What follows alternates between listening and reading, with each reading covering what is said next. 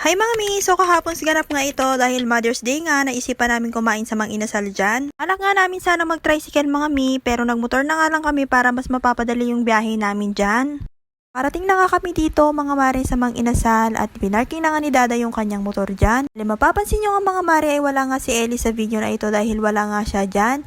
So bali nakapasok na nga kami sa Mang Inasal mga mare at sobrang daming tao talaga mga mare. Bali sabi ko kay Dada mga mare ay hindi na nga lang kami mag-order pero no choice mga mare dahil nakapila na nga siya at ito na nga mga mare naka-order na kami.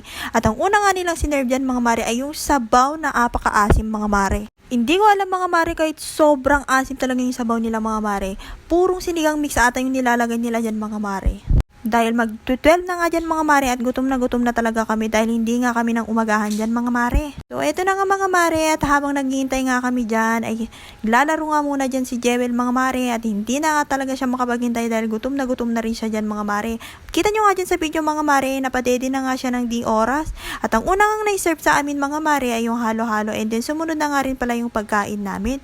Bali dyan mga mare, sinulit ko na nga yung pagkain ko at si Dada munang nagpakain kay Jewel dyan mga mare. So pinagbigyan muna ang nanay ngayon. Pagbigyan na nga na naman ang nanay na maarte mga mare at nakapakain na naman siya sa Mang Inasal. So ito na nga mga mare, sinusubuan nga ni Dada si Jewel dyan.